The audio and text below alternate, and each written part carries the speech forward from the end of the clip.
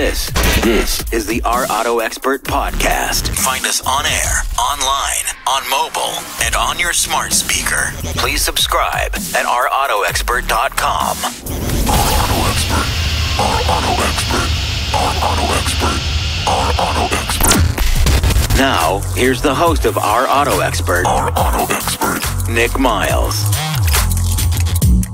Welcome to our Auto Expert for this week. An absolutely packed show. We're going to get to talk to Kevin Hellman about the new Dodge Challenger.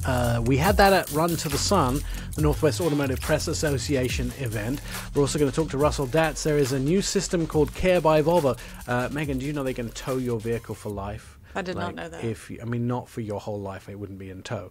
But what it means is that if you own a Volvo, any Volvo, it could be a 1968, a 1978, 1988, 1998, 2008, 2018. If it breaks down and you call them, they will tow it to a dealership. Well, wait a minute. So if you already own one, you can get this? Yes. Wow, that's any insane. Volvo, they will tow to a dealership. Nice. And if you have an accident, they will, when in the modern Volvos, it senses you've had an accident. It will send you help on what to do, what forms you have to fill out for where you are, how to contact your insurance company, and that sort of thing. It's all very depressing thinking about having accidents in these vehicles as well, by the way. It is depressing. The VW Arteon was also on Run to the Sun. Mark Gillies is going to join us to talk about that. We're going to talk about what to do if you nicked your wheels, if you curb them. Have you ever curbed a wheel? Oh, constantly. Really? Yeah, I slam into curves all the time. My minivan's long, so sometimes it's just, oops. Could we do a video one day just going through your minivan? No, there's no way. Nobody should see that. How are the carpets in the back? They're pretty rough. Are they? Well, yeah, I've raised 3 kids in them for 13 years. They got out of it at some point. They weren't in it for the whole 13 years. No, but it doesn't matter. It was as if they were. Oh, God. Did you ever get the stains out of the carpet? No, of course not. I'm actually frightened now of your minivan, period. We're also going to talk to Anton Woolman, who's our independent analyst and investor. I recently went on the Lincoln Corsair event. This is the Corsair, if you are unfamiliar with it, was announced at the New York International Auto Show. It is the same base vehicle as the Ford Escape, so it's the same size. But I have to tell you, although so it's small, it's a smaller SUV. Okay. It's not tiny. It'll be the smallest Lincoln available. But I will tell you something about this. The Escape is a nice vehicle. I agree. Just leave it there. Nice vehicle. The Corsair, so much better. The application of this vehicle that they put into place was absolutely outstanding. It shows me what they could have done with the Escape, and they didn't, because it's a much less expensive version of the vehicle, but it has so many pieces of equipment on it that I just can't believe that no other manufacturer has ever put in cars. For instance, I'll give you an example. If you want to make any seat adjustments, it's on the door, but if you want any seat adjustments like heat, cool, everything, there is a single button on the door that you press, and it brings up, from the door, it'll bring up all of the seat settings in the center screen, including massage, all 5 different kinds of massage you can get it, including heated, cooled, changing every shape, angle, and position of the seats up to 24 different positions. How was the lumbar support? It has 3 different lumbars. What? Yeah, it is absolutely outstanding. Now, I don't like any lumbar support. I want it all. You do? Yes. You like to have your lower back lumbared out? Yep. I want to be sitting. Did you just thrust your hips forward? Yeah. No. Is that what happens when you do lumbar support? I was just doing an example of what it looks like. And that's when you push the lumbar more support. Comfortable. Is it? Yeah. Because it sure didn't look comfortable from what I just saw. Whatever. And the fact is, you can have the massage going and all those type of things. Why hasn't someone thought about putting a button in the door for this before?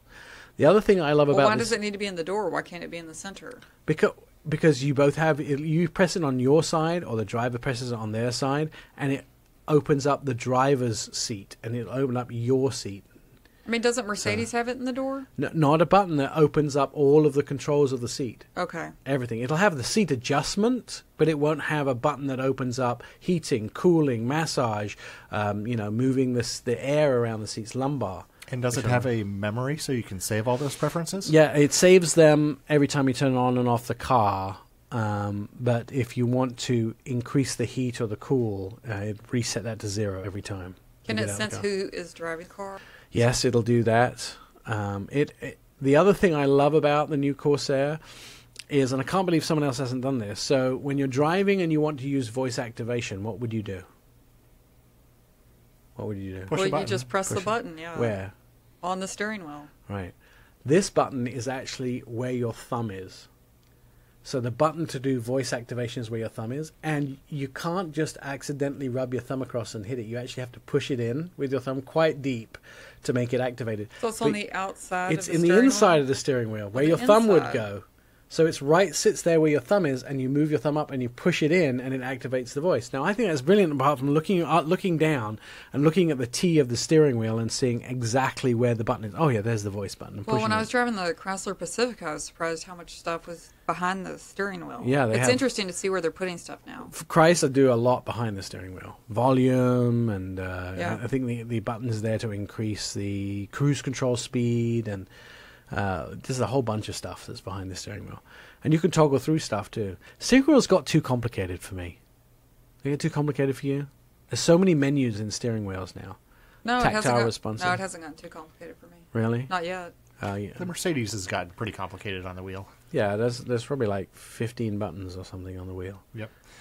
So the Corsair replaces the MKC, and the best part of that is it actually has a name and not letters anymore. We actually have a secret that we think that the MKZ, which is their sedan, we think next April, New York Auto Show, it's going to be replaced by the Zephyr. The Zephyr coming back. Yeah, we think so. We think they're going to replace by the Zephyr. That's the rumor. I mean, I could well be proved wrong. I think I've been wrong once in my life before, so the chances are I could be wrong. But that's the secret. And hopefully, it will be better than the last Zephyr, which was just a rebadged Granada. Wasn't it a boat? The last one. I just remember Zephyrs always being big boats. It was a rebadged Granada. Really, Ford Granada, and that was a European version of the Ford, wasn't it? No, they sold it here badly. Did they? Badly. Oh. They've had some great successes with the Ford Motor Company with things like the Taurus, which is now gone, but that was the best-selling car in the United States at one point, before the Camry took over, I believe. I mean, it was so spacious. No, it was, for the time. For the time. All right, we got all that coming up in our Auto Expert show. I'm going to enjoy talking about the new Dodge Challenger, and also coming up next, Russell Datz is going to be here to talk about Care by Volvo, where you can get your vehicle towed for life. And by the way, if you need it servicing as well, Megan, you can actually have somebody come to your house, pick it up, and take it for service as well. Are you serious? If it's a Volvo, they're not going to do it for a Honda Odyssey 1932 minivan or whatever year yours is. Well, one of these days I will replace that van. Will you? Any day now. How long have I known you? A long time. You've been saying the same thing ever since I've known you. That's correct. All right, it's about time you actually acted on your... Well, about my summer car. Yeah, that's not you, though. All that coming up in Our Auto Expert next. You're listening to Our Auto Expert. Welcome back to the show. You can find all previous episodes of the show at ourautoexpert.com. The show you're listening to is going to live there eventually.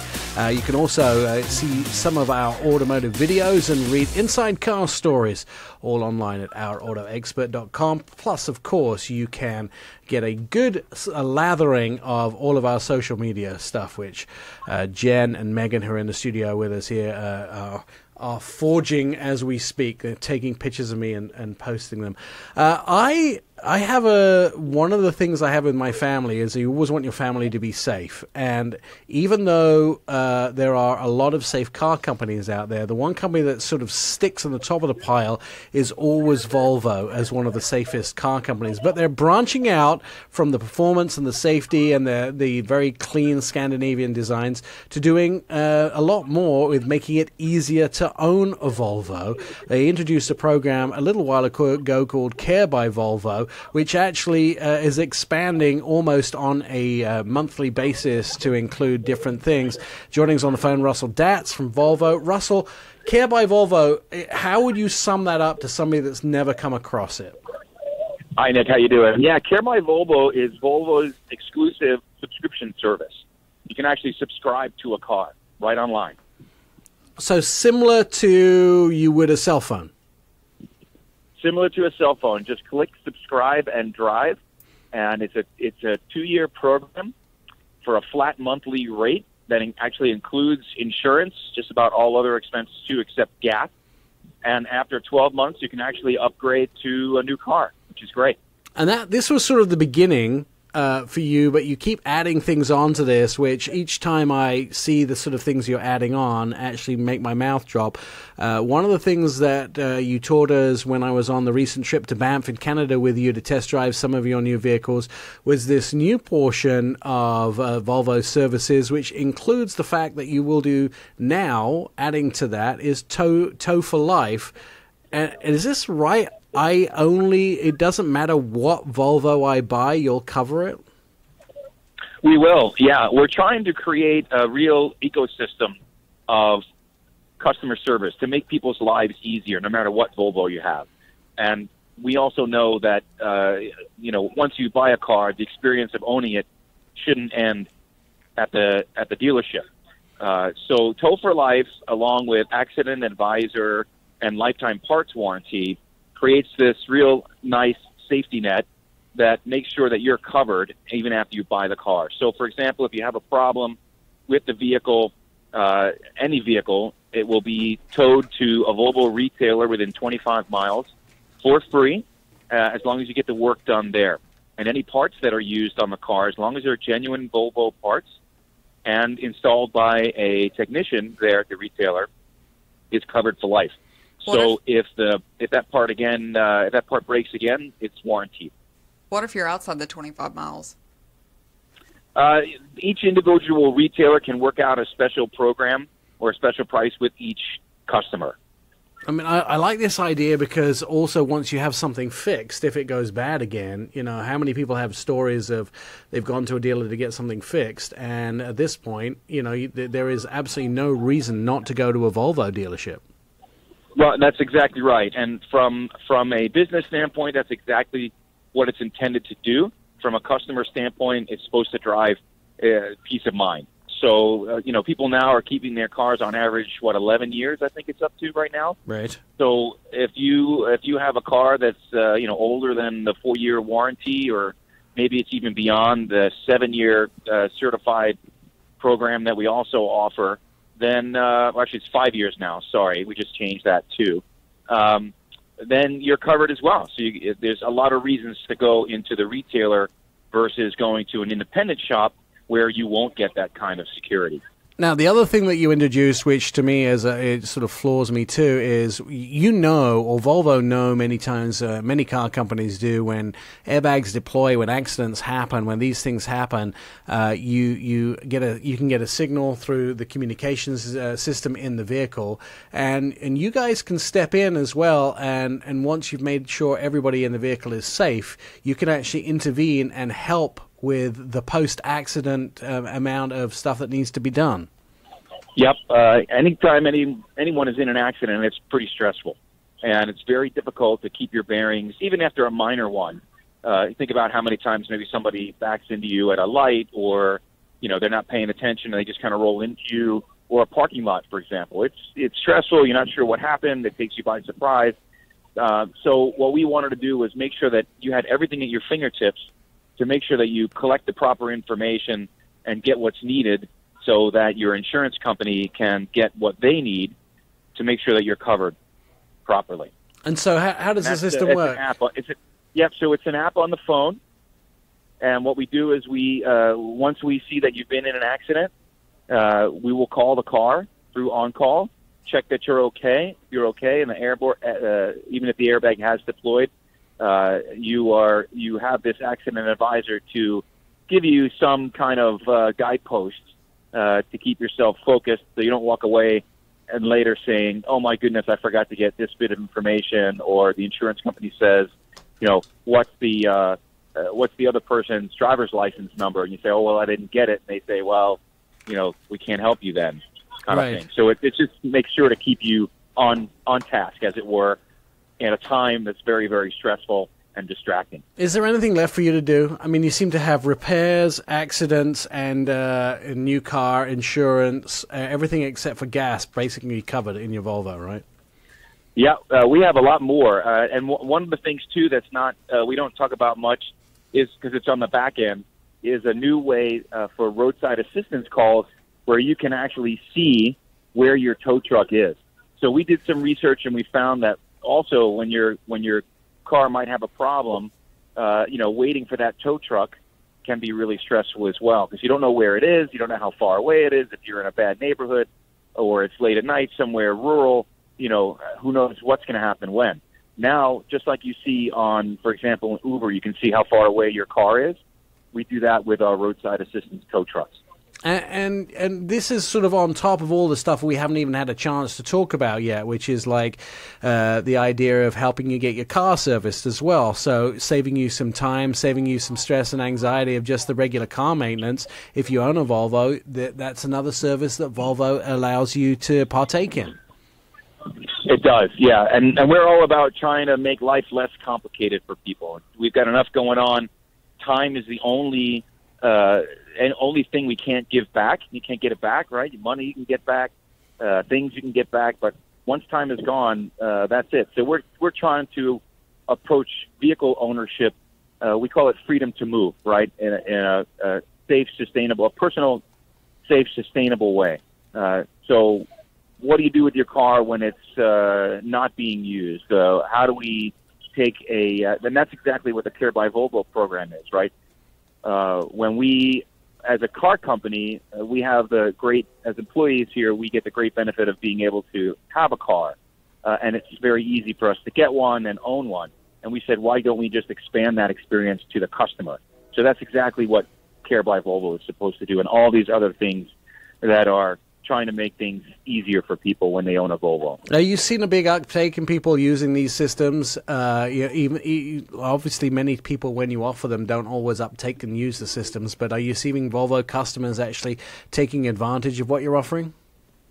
We do. I don't have the numbers off the top of my head, but they are very excited about these added benefits, the value add, when buying a Volvo. And it's especially helpful, too, once they learn of it from our retail network, that it's not offered by any other manufacturer. All right, how do we find out more about Care by Volvo? So the best thing to do is to go to our website, volvocars.com/US, or just volvocars.com. And in there, Care by Volvo should be right on top. The other way to do it, too, is to just Google Care by Volvo, and it'll take you right to the Care by Volvo page. All right, Russell, I'm actually very excited about this because I like the idea of owning a Volvo and having it towed for life, especially. I already picked mine out. You have? Colors, interior. This is amazing. All right, just send a note to Russell. He'll get it for you. It's beautiful. Thanks, Russell. We'll talk to you soon. Care by Volvo, available through Volvo Cars. It's a really cool way of, I think, owning a vehicle. Still to come on the show, we're going to talk about how to buy tires. We're also going to find out about what to do if you get a nick inside of your wheel. A nick, get it? All right, that's all coming up on Our Auto Expert. You're listening to the Our Auto Expert podcast. Welcome back to the show. John Vincent in the studio with us. So is Megan from mommytravels.net. Megan, I went to Texas without you. What? How did that happen? Yeah, well, I did. I didn't see any vegetables. I mentioned this in the last week's show. I'm sure he's lying. I guarantee you saw a vegetable while he was in the state. Well, avocado and ketchup. That's good enough. That's a vegetable. Ketchup's a vegetable? It's made from tomatoes. In Texas, it's a vegetable. In Texas, it's a vegetable. Yeah, there's an awful lot of barbecue and cheese shells and corn mash. Will you get some fried okra with your barbecue? Of course, it's fried. Corn is a vegetable, Nick. Yeah, I'm not sure it is. And I think it's a starch now. It's become like the basis for the human being sugar consumption is corn syrup. That's true. So, yeah, but honestly, there was very few vegetables, but lots of trucks. And by the way, why is the traffic so bad in Dallas? Well, a lot of people live there. Yeah, they do. 9 million people or something in Dallas. I'm not sure, but I mean the whole metro area. It's a huge area. Yeah. That's where Capital One is. Toyota's headquarters are there now. Nexstar, my TV network's there. All these different people now are in Dallas. A lot of companies. More coming. Yeah, State Farm just moved to Dallas. Everyone's moved to Dallas. 96 degrees, by the way. It was like walking through clam chowder. Oh gosh, that sounds so amazing. But it was a dry heat. Yeah, I don't know. It was pretty moist. There is no wind in Dallas, I noticed, because it's completely flat. There's no canyons or hills or lakes for the wind to roll off. I know it's awesome because you can look around and see super far. There's nothing blocking your view. Oh, I'm sorry. There's pesky mountains and trees that block your view. I hate that. Well, don't you like to see where you're going? Yeah, well, yeah, not for 200 miles. Well, You can see all the oil derricks. Yes. Not in Dallas, Fort Worth. You can't. You got to go out to where I'm from to see that. That's 5 hours down the road. Oh, yeah. Odessa, right? Mm-hmm. All right. That's where all the oil is. It's. I would just tell you the size of everybody's truck out there. One of my friends who lives out there has a BMW i3. It was like riding a scooter in traffic. I was going to say that's a bold choice. Like that is one thing. If you live out there, you have to factor that in. Like if I get hit by a gigantic truck, what vehicle do I want to be in? I don't think trucks come from a dealer lot unless they have a 12-inch lift on them. That's probably true. I don't know. I doubt I don't it. know. When Volkswagen was selling the Phaeton, Yeah. like 90% of them sold in the U.S. were sold in Dallas, Texas. Really? Oh, because they're so big. It was kind of the official car of Dell Computer. Oh, okay. That's kind of Interesting. interesting. Yeah, they were super. But the trucks, every truck is Line-X, and it has big Star of Texas on the grill, and it's a very different car market. And what do they sell? About 40% of the trucks in the United States is sold in Texas? At least. Yeah, everything's bigger in Texas. That is true. That's why you can get a Texas version of pretty much any truck on the market. Right, well, they do those Texas versions so you can... And the other thing is, too, by the way, black interiors don't work very well in Dallas. Most people have, like, light brown or... So the dust blends in? No, yeah, not the dust, but it's like you get into the vehicle after it's been sitting in the sun for, like, half an hour. And it's like that too. 3 million degrees. That's true. I drove a black car in high school. That was pretty brutal. Oof. What temperature was it inside the car when you came out of high school? Well, say it's 100 outside. 180 inside, then. I don't know, pretty hot. Yeah, it's 80% of what the exterior, plus 80% of what the exterior temperature is. Were you driving the minivan? No, actually, that was a Dodge Neon. Was it? Yeah, 1995 Honda Dodge Odyssey Neon. minivan Dodge Neon. Your history of cars are very sexy. I used to have a Ford Explorer. All right. Wait. You may have rescued yourself there. It was an Eddie Bauer edition, though. It wasn't a Texas edition. It was a limited edition. Was it? Mm-hmm. It was a 2002, but then I moved to the Pacific Northwest as two-wheel drive, and we kept getting stuck everywhere. And people were just like openly mocking me for not having a four-wheel drive SUV. I'm like, Yep. I was living in Mississippi when I bought that car. Never in my life did I think I was going to move that car to the Pacific Northwest and have a problem every winter. You can sell a car anytime, my friend. You can buy a new one anytime. You don't have to suffer a 2007 Honda Odyssey minivan. It doesn't bother me that much. Apparently it does, because all you've talked about on this show so far is how crappy a minivan is. Yet I don't know. Well, I'm in a press loan today. I'm in the Chevy Blazer that I had last week. Yes. That's a great car. I'm really enjoying that. It is. So, it is red hot. Did you see how red that car is? Yeah, it's orange, actually. And the interior is red and black. It's flaming. It's my Red Raiders. It's... Texas Tech Red Raiders. Oh, dear. That car is not orange. It's red. Is it? It is so red. I'd call it a reddy orange. Well, what would you call the car part next to it? A reddy orange. Oh, boy. Nick also apparently thinks that fire trucks are orange. They're reddy orange. All right. I'm right about everything. I didn't know you're colorblind. Still to come, we've got more Our Auto Expert. We're getting a chance to have a little discussion with our friend Kevin Hellman, who's going to talk about the brand new Dodge Challenger. That's next. You're listening to Our Auto Expert. Of course, you can check everything out online at ourautoexpo.com. You'll also find at that very place the previous episodes of this show where I dog on both Jen and Megan, who are both in the studio with us today. Hello. Do I give you a hard time? Yes, like That's all you do, actually. You know what? Everything would be better if we all drove a Dodge Challenger, the brand new Scat Pack, to be exact. Kevin Hellman is with us on the phone to talk about that. It was one of the vehicles at this year's Run to the Sun. Jen and I both got to drive it. Megan, you skipped Run to the Sun this year. I did, yeah. You would have enjoyed this vehicle very much. Kevin, the Challenger seems to almost be unswayed in the amount of sales. It grows constantly. You constantly come out with new versions of the vehicle, and it seems to still be a hit time after time. Yep, we've had. 2018 was the best year that we ever had, and 2019 is looking pretty good so far. So. As you mentioned, we've got a lot of different versions to satisfy a lot of different tastes.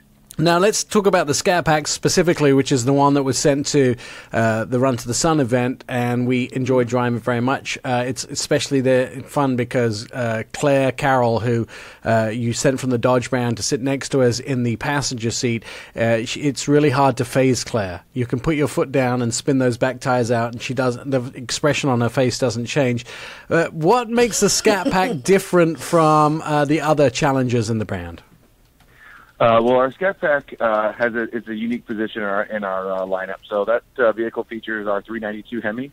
So it's 485 horsepower and 475 foot-pounds of torque. So it's a really nice, really good power output. Enough power to really put to the ground. We've got enough tire on that car, especially with the wide body. It's just a really great powertrain for that car. 0 to 60s, mid to low 4 seconds. Just a blast to drive, and then with the addition of the wide body for 2019 model year, it just really, really elevated that car.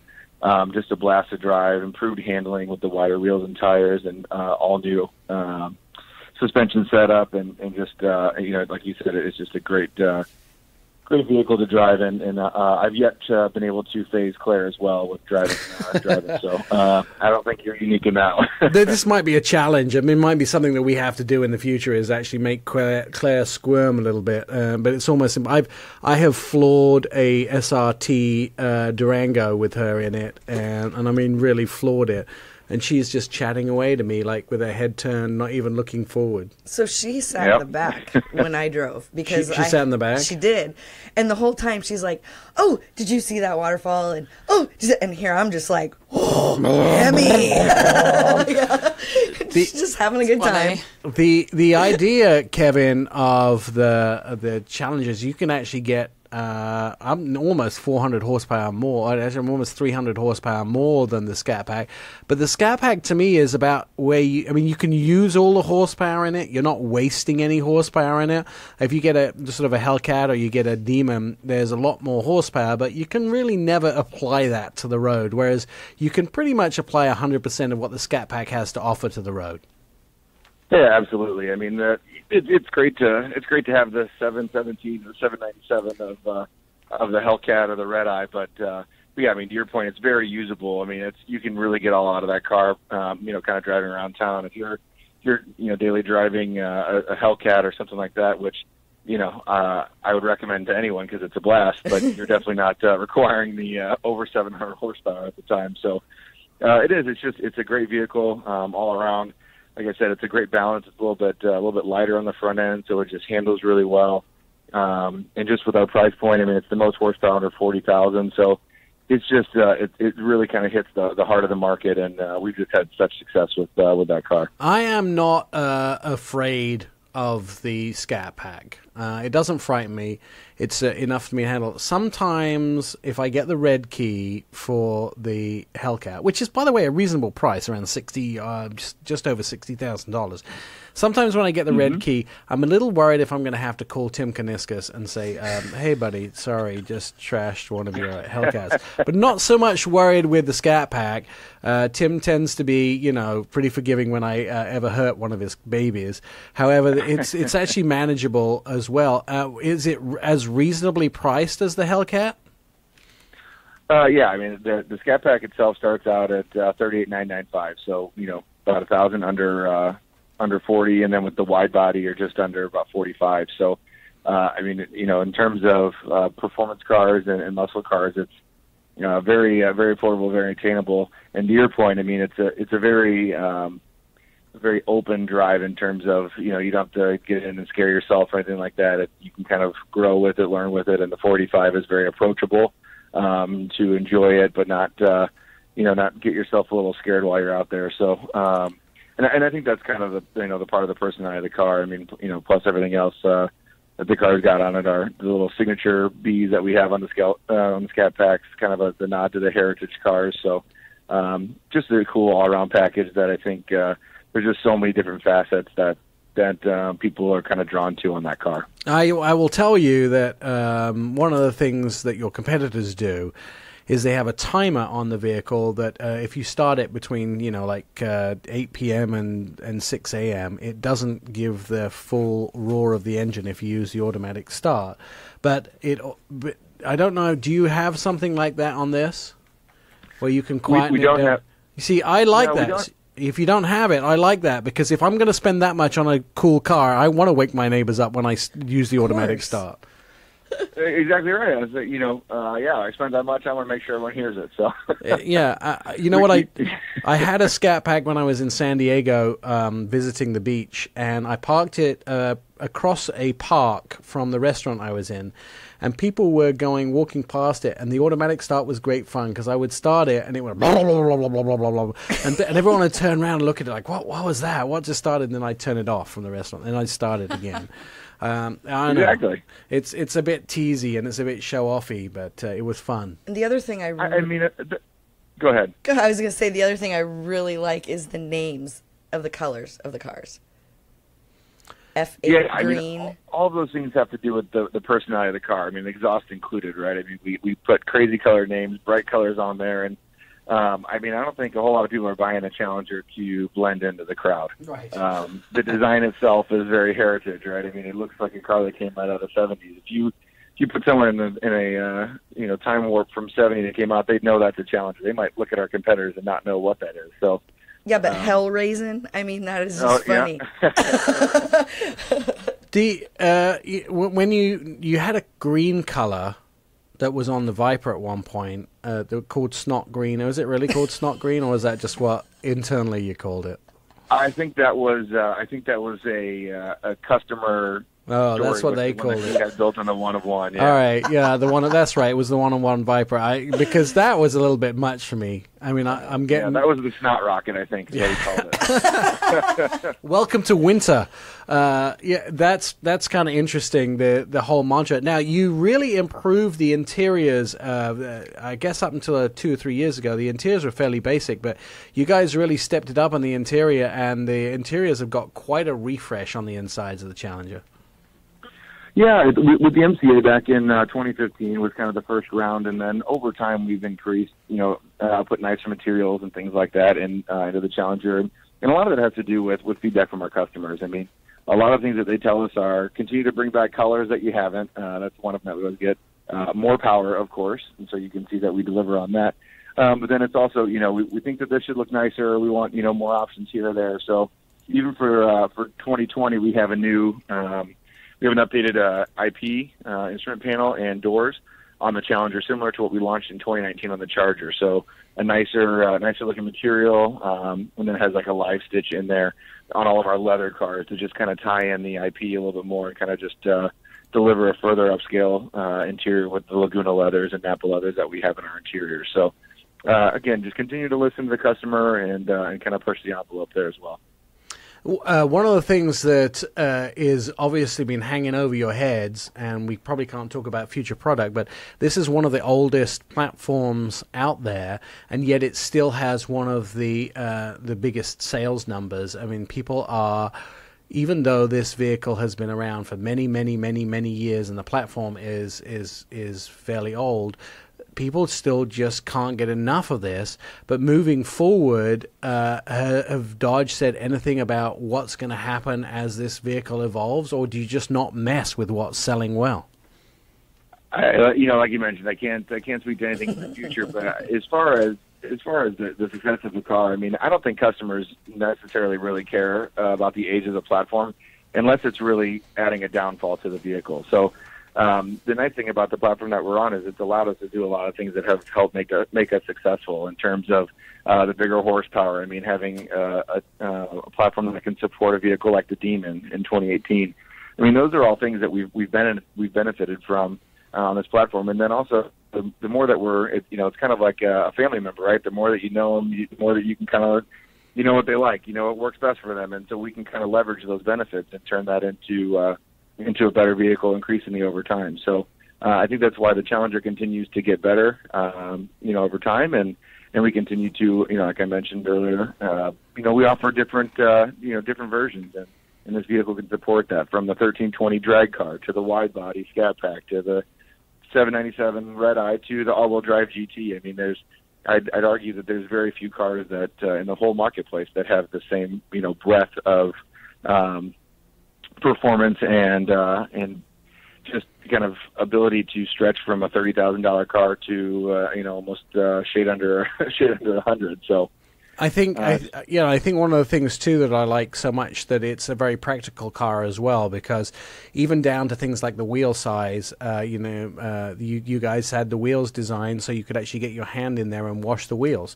It wasn't tight. You got a whole human hand inside of it. So if someone's so inclined to go out on a Saturday morning and wash their car, which most of us are too lazy to do nowadays, but you can actually treat it like your baby, and you can look after it and wash it by hand, or you could do the ultimate other thing, I guess, and have the kids next door wash it. They could get their little hands in there and wheels. There you go. For the tighter wheels, you got to get the smaller hands. Right. Jen's like looking at me like, have the kids wash my car? I wouldn't let them touch it. No, never. Yeah. That's when you get the rocks drug all over your paint. No one wants that. Yeah. People put their cars through car washes as well, Jen. I know that's a shock to you. Jen, 80% of America uses car washes. It's a shock to Jen as well. So tell us, what does the Challenger start at, and where does the Hellcat, where does the Scat Pack sit? The Scat Pack's right in the middle of the lineup. Again, starts at $38,995. That's the model right underneath the Hellcat, which starts at $58,995. And then we have our Hellcat Red Eye, which is around $12,000 over on top of the Hellcat. And then our Red Eye Wide Body starts at around $76,000. So from the base SXT, which starts around $28,000, all the way up to the Hellcat, we've got a wide range, different challenges for different folks, from those that just like the retro styling to those that want the biggest numbers they can find. So again, a Challenger for everybody, and we're happy to deliver. Kevin, I'm sure that I could probably go to Dodge.com and build one myself in any way, shape, or form that I want it, and make all the... I mean, I might not be able to get snot green, but at least I can get some cool colors, right?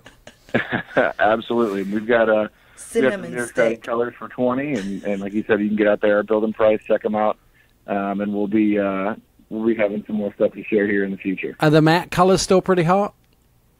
I'm sorry? Are the matte colors still pretty hot?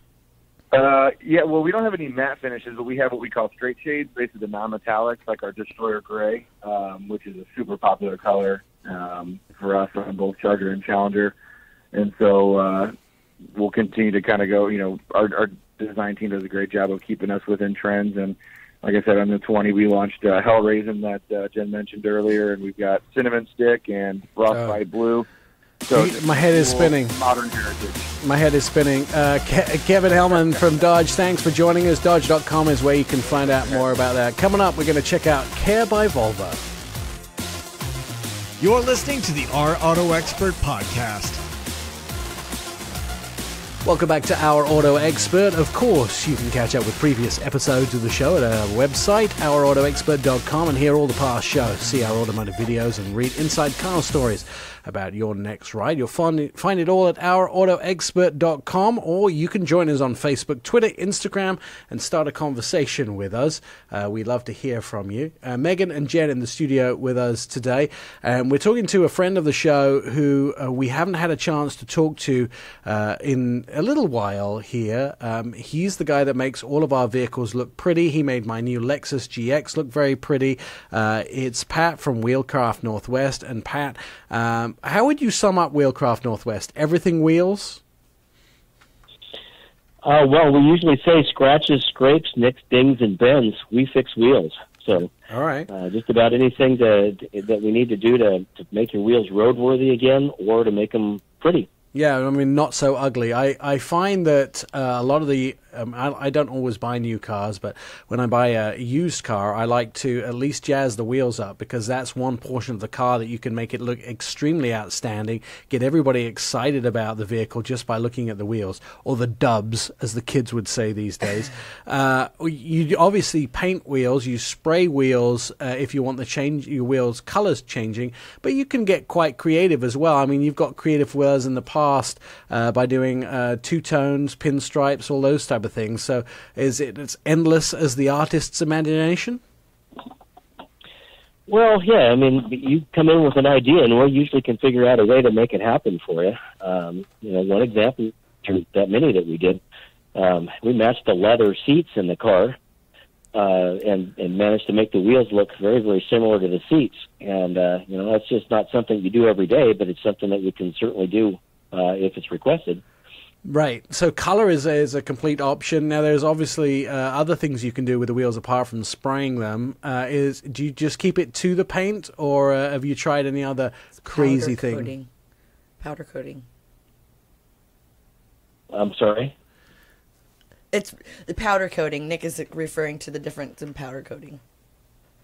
Oh, yeah, we do powder coating as well. So there's a lot of different things that we can do with powders, but most of our colors are going to be painted. We usually put down a powder coat primer. Once the primer's down and cooled off, we'll resand the wheels, get them all nice and smooth, and then spray on an appropriate color.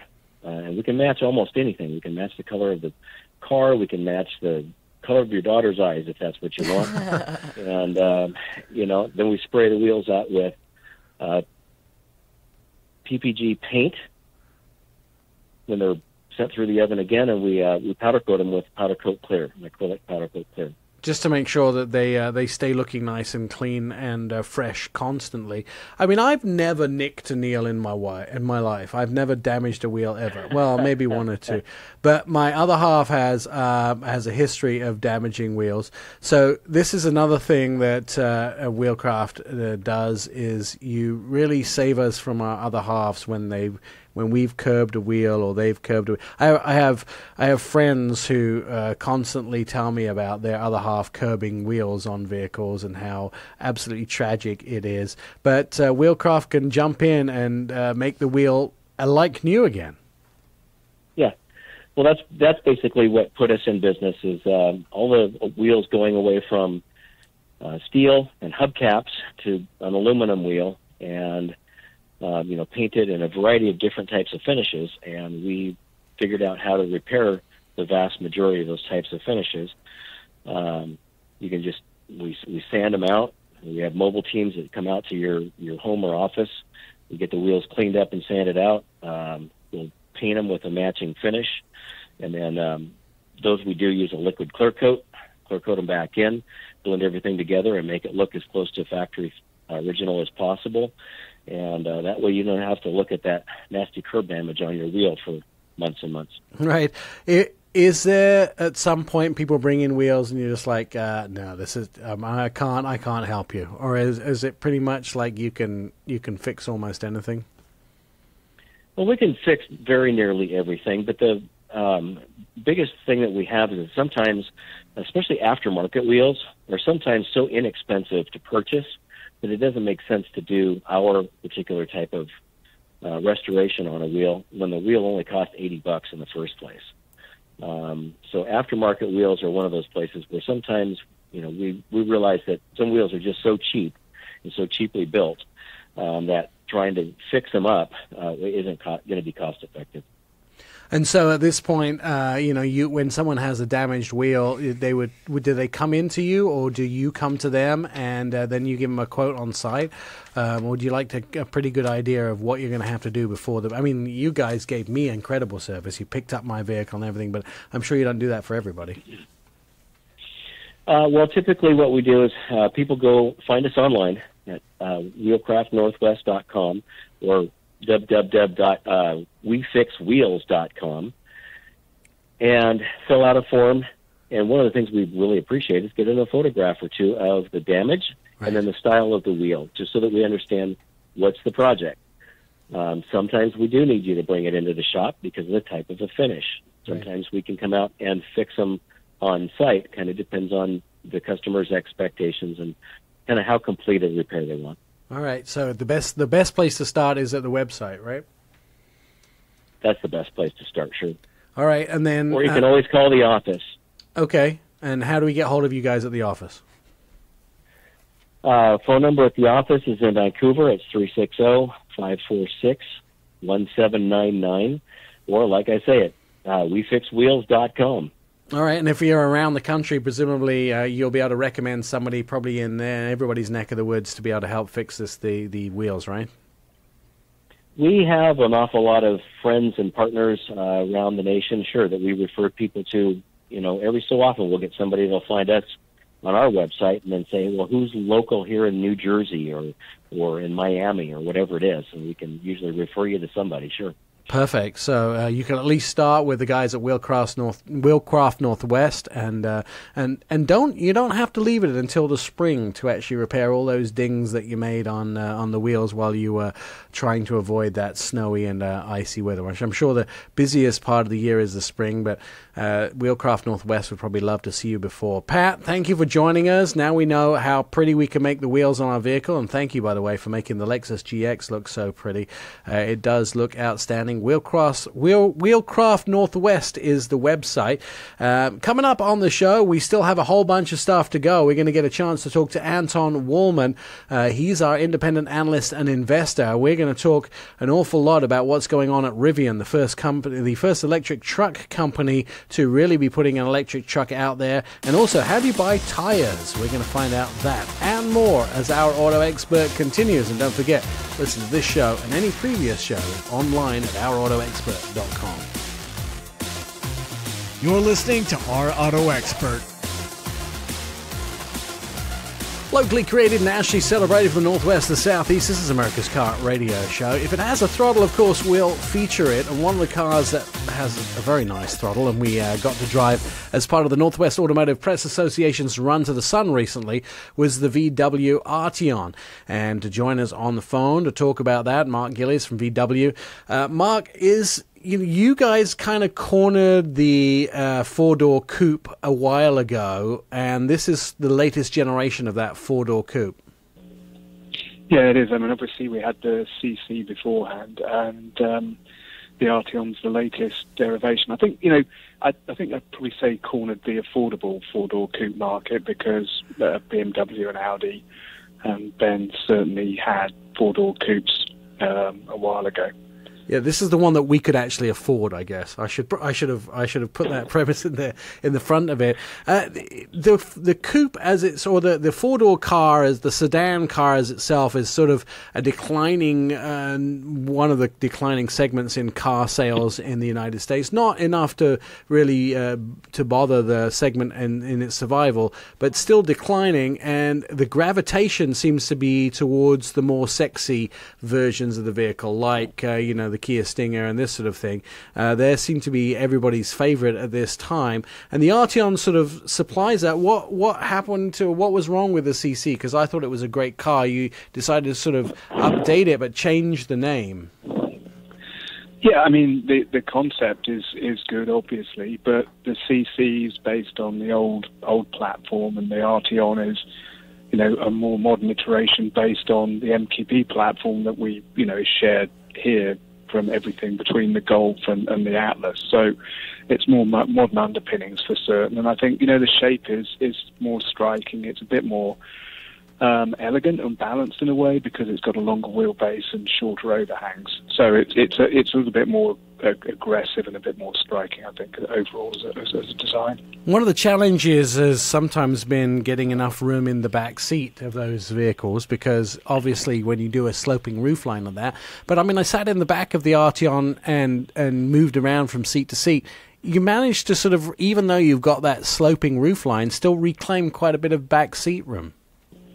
Yeah, that's one of the things. I was actually traveling in the back seat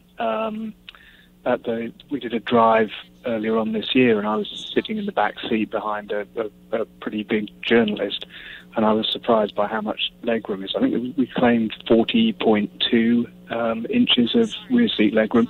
And the other thing, because it's got a hatchback as well, it's got 27 cubic feet of trunk space behind the seats and 55 cubic feet with the seats folded. So it's actually pretty big amount of luggage space in there as well. One of the things I think I like about it too is the fact that the car, from its presence on the road, you've managed to keep a sort of really high belt line, but still the greenhouse viewing out of the vehicle looks good. You're able to see everywhere around, and often you get into some of these vehicles that have a high belt line, and I can't even see the front fenders. Well, and I think that's something, I'm still a car fan at the end of the day. I know the market's gravitating heavily towards trucks and SUVs. 70% of the vehicles being sold nowadays are trucks and SUVs. I like the fact that, in a car you sit low, but you have a lower belt line, and like you say, and a bigger greenhouse area compared to the amount of metal. And I like the fact you can see all the corners. A lot of SUVs, they're like, I don't know what they're like. There's just in a tiny amount of glass relative to the depth of the bodywork. It's kind of like a lot of SUVs nowadays look like Cruella de Vil cars in terms of the proportions of glass to body side. Yeah, they feel very uncomfortable when I look at them too, and I find it hard to believe that some people find beauty in those.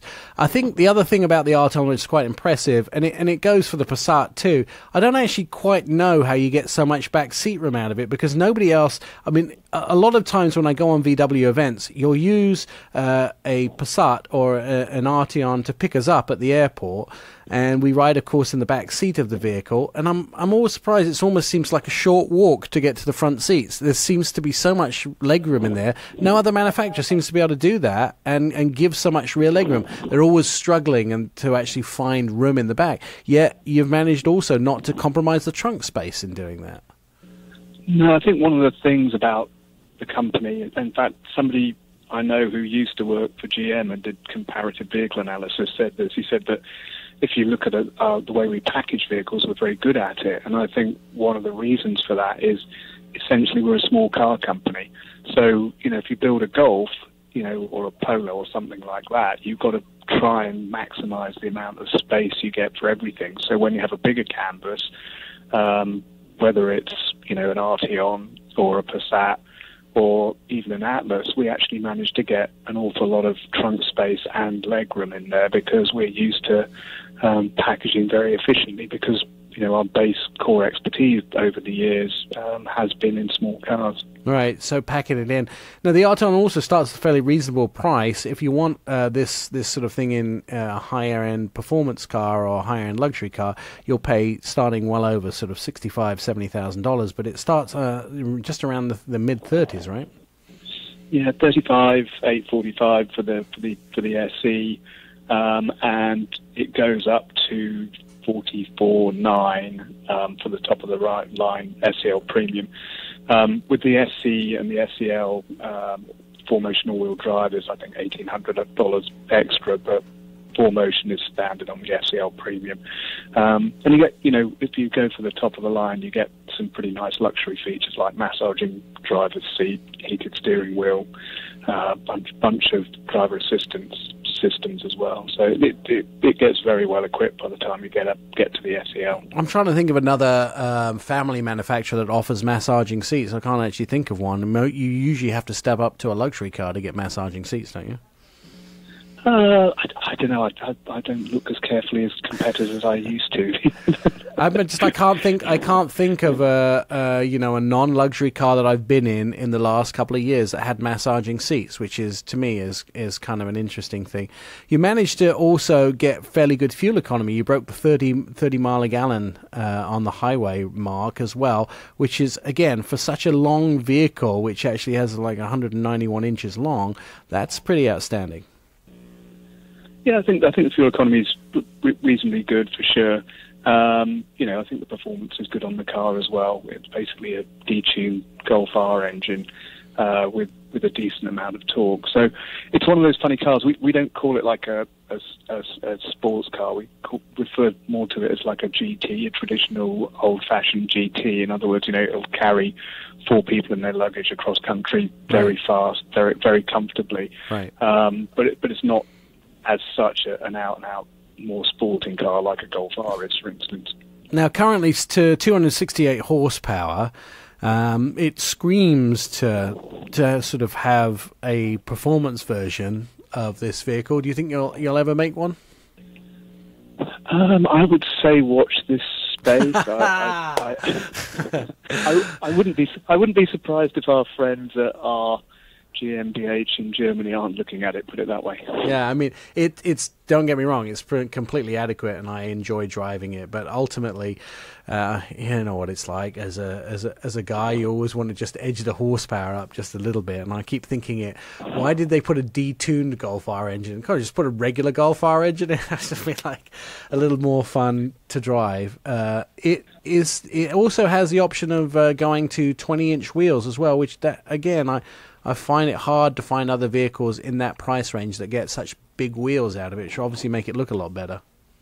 Yeah, the 20-inch wheels are pretty stylish, to be honest. And I mean, one of the nice things about the car is it has what we call DCC, which is adaptive damping. And that's a nice feature in that you can actually get pretty good body control with a relatively, I wouldn't say soft ride, but a well-controlled ride, and you can play with the settings, and you can actually have it pretty soft for driving on the highway if you want. Right. But if you put it in just a standard mode, the nice thing is it reacts to cornering inputs or to G's and stiffens the shocks and up. But when you're riding along on the highway, it goes to a softer setting, so it's actually pretty pliant as a ride. It's intelligent. It's good in it. Yeah, it's fairly intelligent. It does what I need it to do, and of course, that Nicole and Will allowed us to play with it at Run to the Sun. Thanks for sending it, by the way. If you want to find out more, of course, you can just go to VW's website. The CC is there. You can build one and enjoy it. Thanks, Mark, for joining us. Coming up next, more Our Auto Expert. You're listening to the Our Auto Expert podcast. Welcome back to Our Auto Expert. Find us online at ourautoexpert.com. All right, Anton Warman joining us again this week to talk about specifically Rivian and electric trucks. So it looks like this is a company that is not backing down. They had a product. They seem to be buying a factory. They're making the product.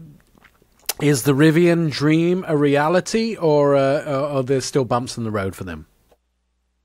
Well, I think at this point we have to assume that it's very much real, because what we suspected back in the early spring when Amazon invested a rumored $440 million, it was basically a $700 million round, of which Amazon contributed supposedly $440 million.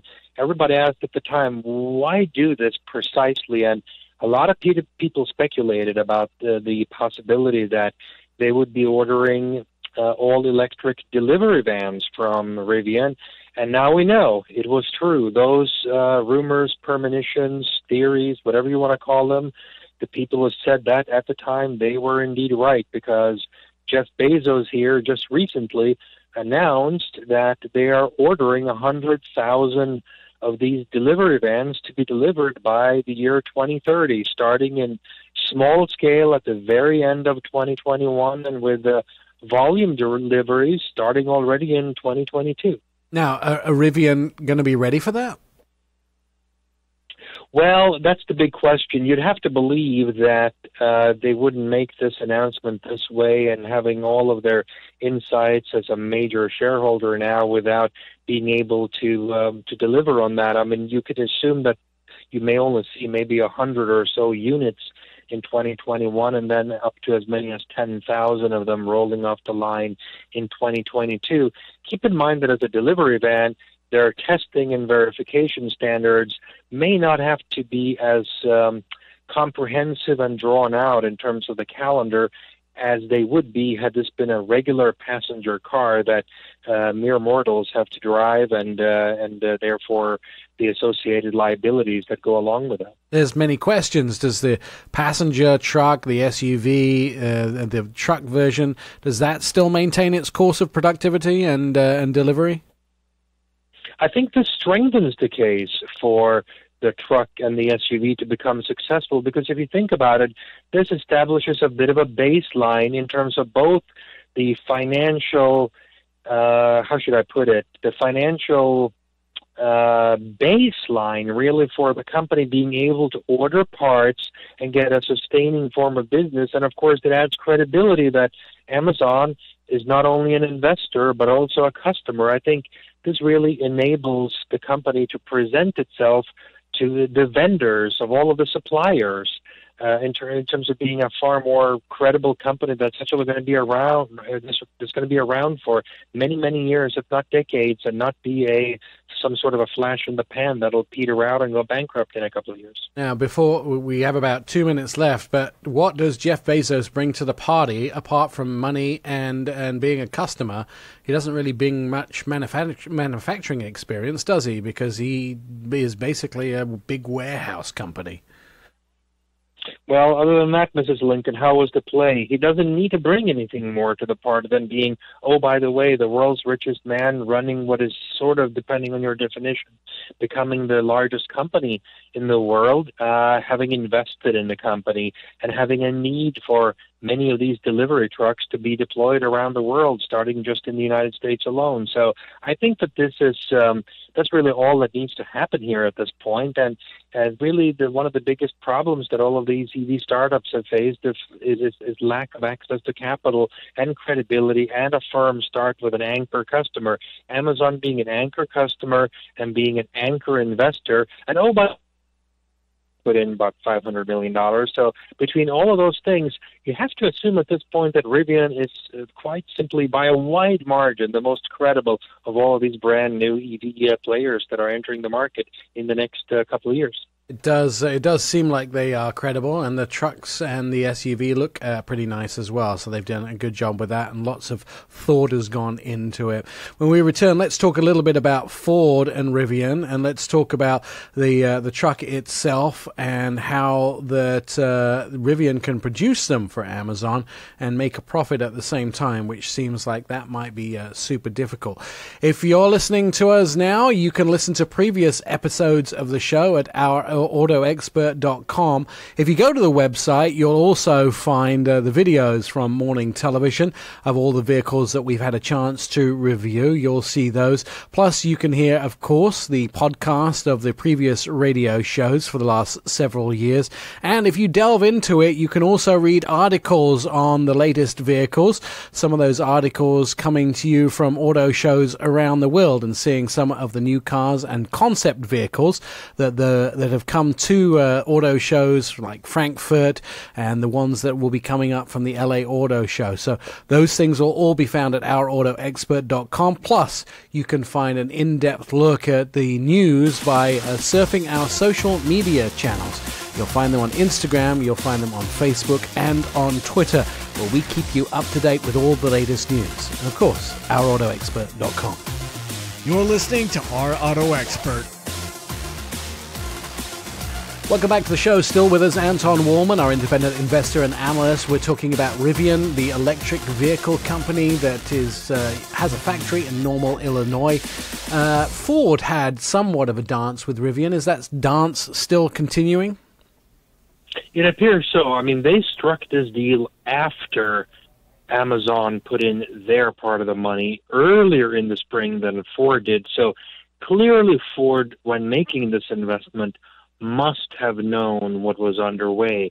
So you have to believe that this latest move by Amazon to order 100,000 delivery vans was not a surprise to them, and that it played some part in Ford making the investment in Rivian. So they have announced already at that time that they're going to jointly make some sort of a new vehicle. They didn't say which type, but one that would be branded Ford, and they didn't say where it was going to be manufactured. So I think that those plans, we have to assume at this point, are unchanged and unaffected by what was announced here most recently by Amazon in their capacity as a large-scale customer for Rivian. Ford have also said that they'll continue down the path of making their very own electric F-150.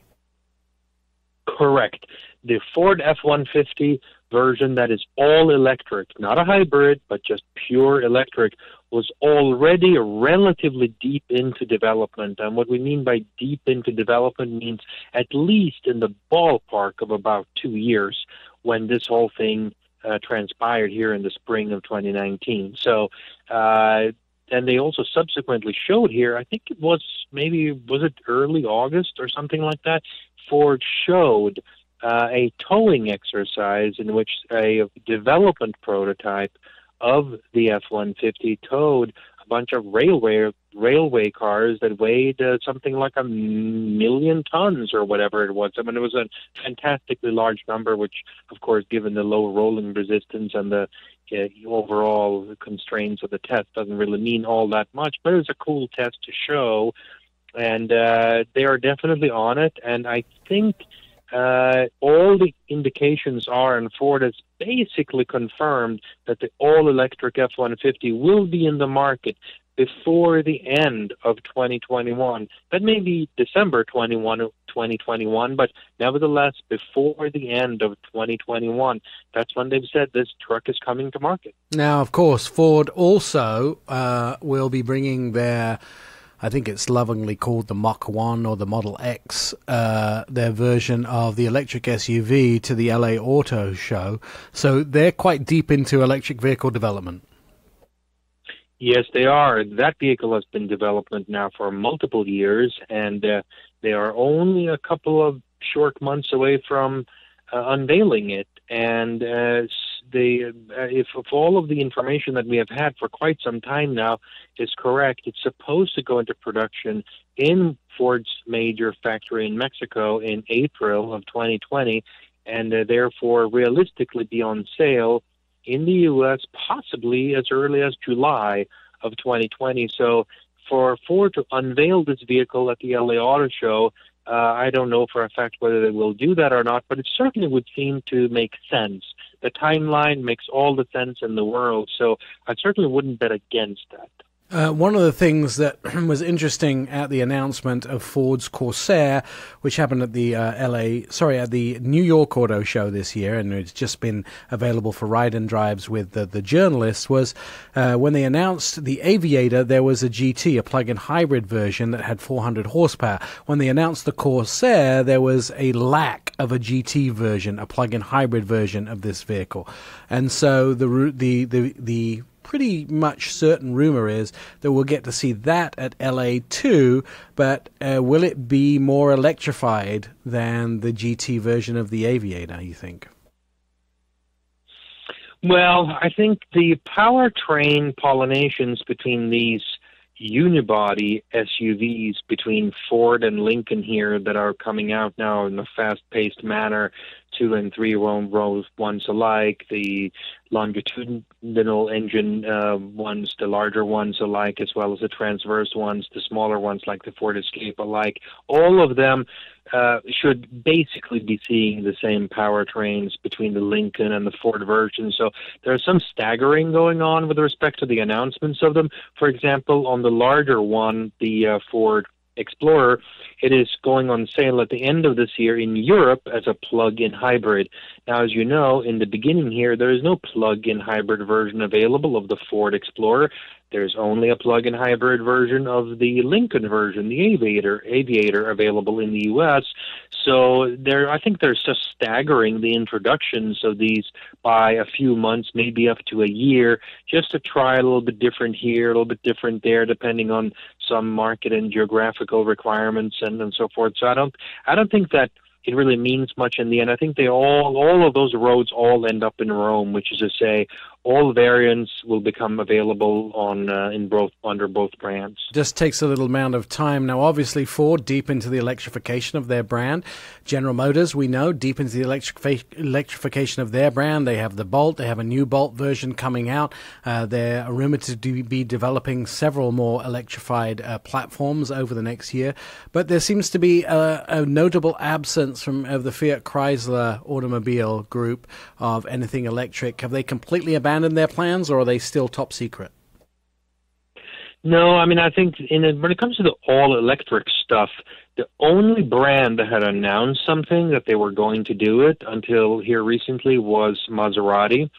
And I think basically the other brands have really focused on coming out with plug-in hybrids. I mean, here in the U.S., I think the one that will shock most people is going to be the Jeep Wrangler, which is going to come out also here in the very first quarter of 2020. I mean, think about it. We're only a very small number of months away from this, and I don't know when they will show us this and show us the specs of the plug-in hybrid Jeep Wrangler, but I have to believe it's pretty soon because the production is starting in January. And then they've already shown the details of the Jeep Compass and the Jeep Renegade plug-in hybrid versions, and they're moving the Compass production also to Italy for the first time, having previously made it in Mexico and other places. So clearly attacking and defending and being able to be relevant in the European market is going to enable Jeep to do that with these new models. And of course the Wrangler will be a bit of a one of a kind for the US market here in 2020. So they do have some of these things that are interesting.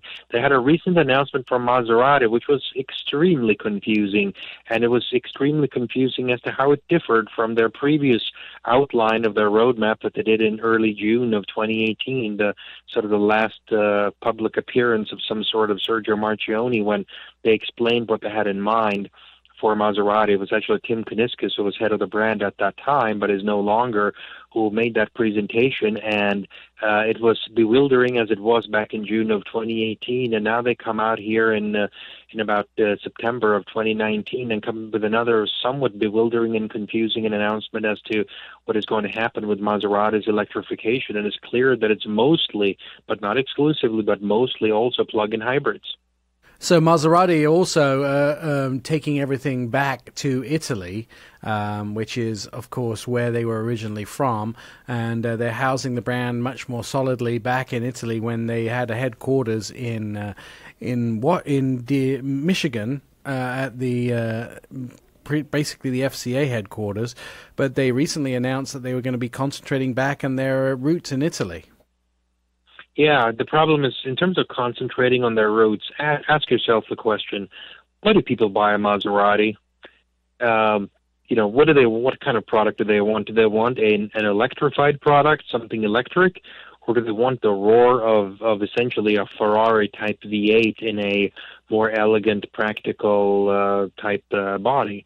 I have a hard time believing that the traditional Maserati buyer is going to have a huge appetite for anything electrified. I mean, it may be necessary to do this for various legal reasons, but this is not, I think, why people have been buying the Maserati brand. I think that's going to be a pretty tough uphill battle for it. I feel will attract new buyers. Say that again, Megan. Do you think that it will attract new buyers to their brand? Yeah, maybe it'll invigorate the brand to find new audiences. Well, clearly that would be the hope. I mean, that's the only hope, that they will take at least as many buyers, bring them new to the brand, than they're going to lose from the brand from those who had no interest in any of this stuff. But, I mean, that's why I'm saying that this gamble is a very dangerous one, because it's not all that clear that of all the brands that are going to have very attractive electrified offerings over the next 5 or so years, that Maserati is going to be able to come up with a product that's so much better than Porsche and so many of these other brands, that they are going to be the ones that will be successful in that transition. So I think that there's a lot of peril ahead for Maserati in that transition. No, I can picture all those people that love the environment, but they always wanted to own a Maserati. Yeah, I mean, the other thing is, too... I think that there are approximately 3 of those inside the 50 United States, maybe. That Venn diagram is super paper thin. The only thing that strikes me as interesting is the Quattroporte from Maserati looks very similar to the Tesla Model S. I mean, they're about the same size. They're about the same market purchaser. So apart from that, I wonder if they think they're going to take some of the Tesla Model S market away by electrifying something like the Quattroporte. Well, the Maserati Quattroporte has only one simple cultural identification, and that is Miami Vice 1986 drug dealer from Colombia. So basically, when it comes to the Maserati Quattroporte, trying to reinvent what is the long-standing public view of your brand and brand identity to something that is so diametrically opposed to where it has been for about 30-plus years already, that's one of the most difficult tasks you can ever imagine, and I rarely bet in favor of success in such attempts at market identification and shifts. Yeah, I agree with you there. It doesn't seem like it's an obvious thought pattern. Final question as we run out of time. Let's jump back to Rivian quickly. Do we think that Rivian is going to make a loss on every vehicle they sell to Amazon, or are they going to eke out a profit? Because this is a company that's already made a huge loss with just R&D. Yeah, I mean, this is the trickiest question. Is really one of transfer pricing. So Amazon is a minority shareholder of Rivian, but they'll be buying 100% of these trucks. So basically, do they try to make more money in their capacity as a shareholder or in their capacity as a customer? Traditional economics would tend to suggest that they would want to favor themselves in their role as a customer, thereby pricing the product too low, meaning that Rivian would essentially break even or lose things. On the other hand, if Amazon could make money in their capacity as their shareholder by increasing the value of the company disproportionately and have some sort of strange idea of monetizing that later, that would tend to suggest that they would be willing to allow Rivian to make more money on it. I think that this is almost impossible to tell at this stage, but I think it's under any circumstance good for Rivian because this gets them a baseline volume upon which they can then sell all of their other recreational products like the SUV and the pickup truck to people who are definitely going to, I think, be willing to pay more than what Amazon is going to be willing to pay for a bunch of delivery trucks. Right. All right. Finally, tell us where we can read your stuff, Anton. Primarily at seekingalpha.com and secondarily at thestreet.com. And on Woolman, our independent analyst and investor, with his crystal ball of what's going to happen to electrification, to Rivian, to Amazon, and all those things. And our crystal ball is much more certain. You could listen to previous predictions at ourautoexpert.com by clicking on podcasts. You've been listening to Our Auto Expert with Nik Miles. Find all the show episodes at ourautoexpert.com. Please follow us on all social media, Twitter, Facebook, and Instagram at Our Auto Expert, and message us for a quick and witty response.